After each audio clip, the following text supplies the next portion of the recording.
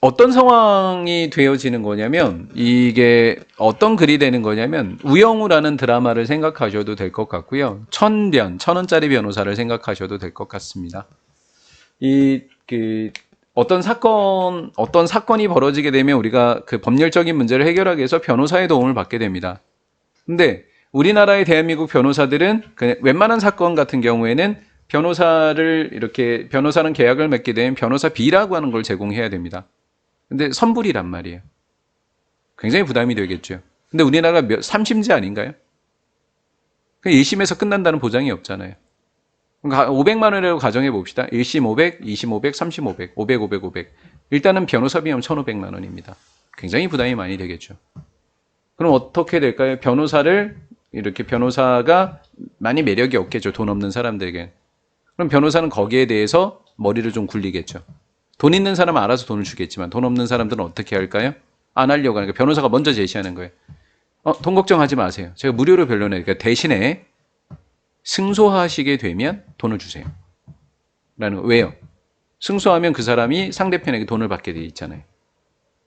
이해가 되셨죠? 그럼 5천만 원을 받으신다면 저에게 몇 프로를 주세요. 이렇게 하는 거죠. 4%만 주세요. 그럼 200만 원인 거죠. 이해가 되셨죠? 그게 뭐가 된다? 여기 나오는 결과 기반 가격 책정 승소시 보수 약정이라고 하는 단어가 들어가게 되는 겁니다. 출발해 보도록 할게요. commonly라고 하는 건 흔하게라고 하는 거지만 제가 일반적으로 번역을 했고요. 가장 흔하게 일반적으로 알려진 형태 결과에 기반을 둔 가격 책정이라고 하는 겁니다. 이것은 바로 관행이 된다. 일반적으로 알려진 형태 결과 기반 가격 책정의 일반적으로 알려진 형태는 관행이 되더라라는 거죠. 얘는 PP가 되겠죠. 알려진이라는 뜻이 되겠죠. 뭐라고 알려진 거냐면 승소시 보수 약정이라고 알려진 겁니다. 그것은 보통 누구에게 사용되는 거냐면 변호사에 의해서 사용되어지더라라는 거죠. 지금 제가 설명한 거죠. 그래서 결과 기반 가격 책정, 승소시 보수 약정 같은 말이 된다라는 겁니다. 놀라운 사실 보실래요? 이 contingency pricing이라는 단어가 우리 밑에 단어로 나와 있지 않습니다. 보세요. 주석이 없어요. 필수 단어예요. 너무 자주 나오는 단어입니다. 암기해 두셔야 됩니다. 예. 승소시 보수약정이라고 하는 것이 바로 메이저 웨이, 주된 방식인데 이때 대시 접속사 대시인지 완전 불완전 확인하자고요. 완전한지 불완전한지. 개인적인 상해입니다.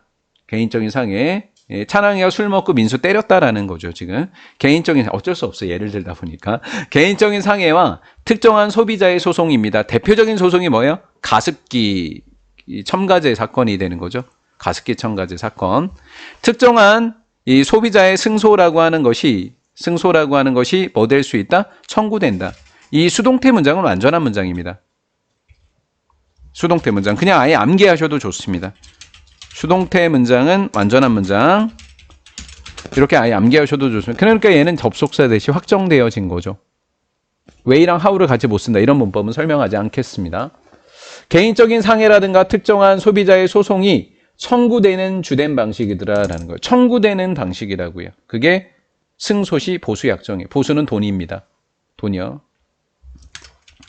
이런 접근법, 승소할 때만 돈 주세요라는 법은 변호사들이 수수료나 또는 지불금이니까 돈입니다. 돈을 do not receive, 받지 않겠다라는 거예요.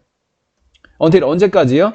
그 소송이 is settled, 뭐 될 때까지? 세틀이 해결되다라는 거예요. 해결될 때까지는 돈을 안 받겠다라는 거예요.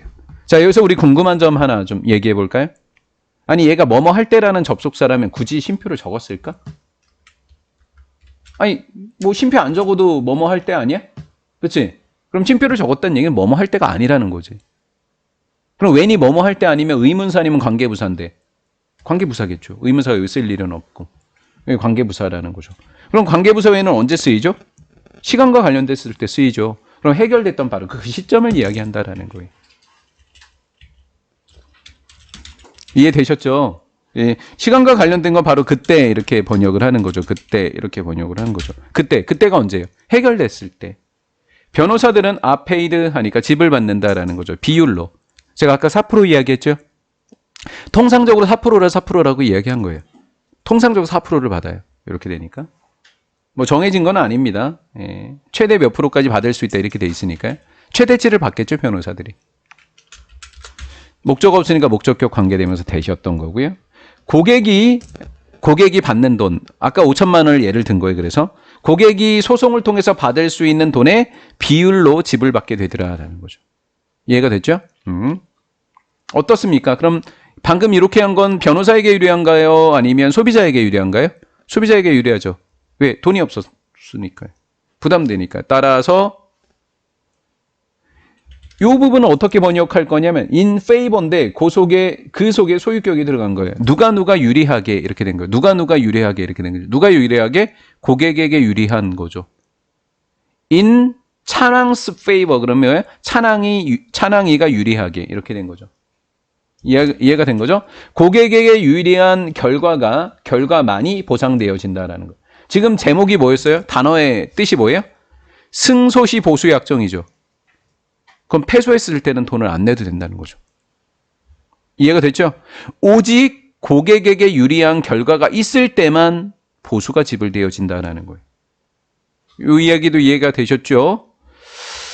전 고객의 관점에서는 포인트 오브 뷰는 관점이라고 했으니까 고객의 관점으로부터는 그 가격 책정, 승소시 보수 약정은 make sense. 뭐예요?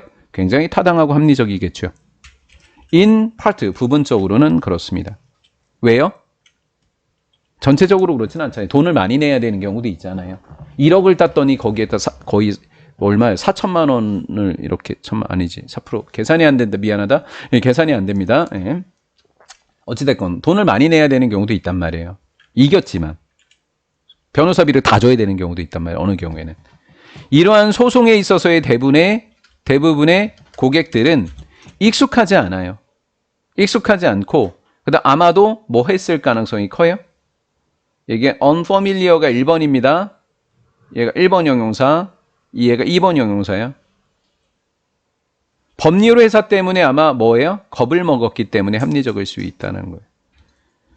변호사 회사를 가는 게 익숙하지는 않잖아요. 흔한 일은 아니잖아요. 그렇죠? 갔는데 기분이 좋지는 않잖아요. 무섭잖아요. 예, 겁을 먹었기 때문에 부분적으로만 타당할 수 있더라라는 거예요. 가장 큰 두려움은 뭘까요? 가장 큰 두려움은 뭐예요? 돈 이야기 하지 않을까요? 익숙하지 않은 거? 변호사 회사 때문에 딱 들어갔더니 쫄은 거? 이런 거 아니죠. 가장 큰 두려움은 뭐예요? 돈 이야기죠. 몇 심제니까? 3심제니까. 그렇죠? 예, 내가 1심에서 이겼어. 돈을 받았어. 근데 걔네가 항소했어. 2심에서 지금 다 돌려줘야 되는 거야 다시. 1심에서 줬다 끝나는 게 아니에요. 1심에 주면 일단 돈을 그쪽에 나한테 주겠죠. 돈은 줘놓고 뭐 할까요? 1심 줬으니까 판결이 났으니까 항소를 이렇게 돈은 줘요. 일단 1심 판결이 딱 나게 되면 모든 것은 다 해결이 됐다고 보는 거예요. 단 항소를 하게 되면 항소 사건이 나오게 되면 또 뒤집히게 되는 거죠. 그럼 2심이 나오게 되면 또 그 결과로 또 다시 졌다. 그럼 다시 또 돌려줘요. 그럼 이기려면 또 다시 내가 뭐 해야 돼요? 소송을 걸어야 되겠죠? 3심은 어디에서 해요? 대법원에서 한단 말이에요. 그럼 대법원에서 하게 될 땐 더 많이 받겠어요? 조금 받겠어요? 더 많이 받겠죠? 돈을 다 돌려줬어? 그런데다가 변호사비 또 냈어? 대법원 왔다 갔다 하는데 돈 많이 들었어? 밥도 사 먹어야 돼? 차비도 들었어? 이렇게 된 거잖아요, 지금. 근데 또 졌어? 그럼 난리 나는 거죠, 이렇게 되면. 이해가 된 거예요? 가장 큰 두려움은 뭐예요? 높은 수수료예요. 뭐에 대한? 소송에 대한. 그 소송은 take, 걸리는 거예요. years, 몇 년입니다. to, set는 해결인데 해결하는데 이렇게 번역하시면 돼요. 해결하는데 몇 년이 걸릴지도 모르는 소송입니다. 몇 년이 걸렸는데 거기다가 돈까지 다 떼이는 거예요. 이렇게 된다라는 거죠. 농담이 아니라 진짜로 소송을 하고 나면 돈 번 사람은 누구다? 변호사밖에 없다라는 거예요. 고소를 한 사람, 고소를 당한 사람도 결국은 다 시간과 돈 다 들이고 양쪽 변호사를 샀으니까요. 그 변호사들만 돈 번다라는 거죠. 승소시 보수 약정을 사용함으로써 고객들은 대디아를 저는 이 문제를 보면서 시험 문제를 이렇게 내고 싶다라는 생각이 들었어요. 내가 선생님이라면 인슈어링 이렇게 내서 얘는 보장하는 거냐 보장받는 거냐 이렇게 시험 문제를 출제했을 것 같아요. 그러면 대디아의 내용을 보고 데디아라고 하는 걸 내가 보장해줘야 되는 건지, 아니, 고객들이 보장해줘야 되는 건지, 보장을 받게 되는 건지를 맞추셔야 된다고요. 승소시 보수 약정을 사용함으로써 고객들은 보장을 하는지 받는지, 고객들은 어떠한 수수료도 받지 않습니다. 언제까지? 그들이 합의금을 뭐 할 때까지, 합의금을 받을 때까지, 합의금은 뭐예요? 소송에서 상대방에게 받는 거, 받을 때까지 어떤 수수료를 지불할 필요가 없다라는 사실을 보장한다, 보장받는다, 보장받게 되는 거죠. 이렇게 맞추는 거예요. 합의금을 받을 때까지 돈 안 내셔도 됩니다. 어떠한 수수료도 지불하지 않을 필요가 있다라는 것을 보장받게 된다라는 거예요. 이러한 또 다른 경우에 승소시 보수금이라고 하는 이러한 경우에 있어서 경제적 가치, 돈입니다. 돈.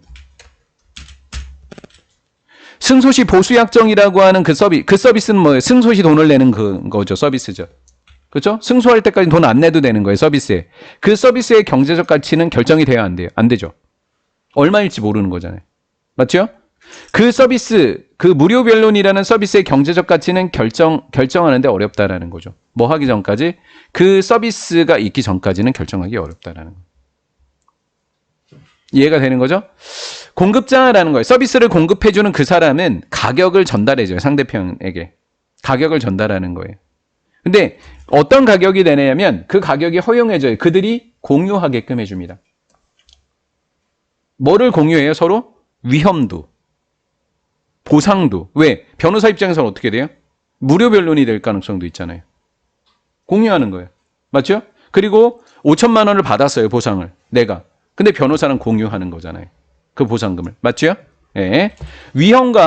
위험성과 보상을 공유하는 것을 허용해주는 가격이더라. 이 표현이 좀 어렵더라고요, 저는. 이 표현이 너무 어렵더라고요. 공급자는 가격을 전달해 주는데 그 가격은 그들이 위험과 보상을 공유하는 것을 가능하게 해준다라는 거죠. 그럼 보상인데 뭐 하는 거냐면 가치, 경제적 가치입니다. 경제적 가치를 그 구매자가 되는 거죠. 그게 고객입니다. 변호사는 경제적 가치를 고객에게 전달해 줄 수 있도록 위험성과 보상금이라고 하는 것을 그들이 공유하는 것을 허용해주는 가격을 전달해. 뭔 개소리야. 그렇죠? 모르겠다라는 거예요. 그냥 나눠서 해석을 해주는 게 가장 좋겠네요. 그 공급자는 가격을 전달해 주는데 그 승소시 보수약정이라는 그 가격은 그 둘이 공급자가 위험과 보상을 나누는 것을 허용해 주더라라는 거죠. 그 경제적 가치를 소비자에게 전달함으로써 이렇게 되는 거예요. 뭔지는 잘 모르겠다라는 거죠. 여기는 그냥 넘어가죠. 뭐 이렇게. 여기까지는 몰라도 해결이 충분히 가능할 것 같습니다.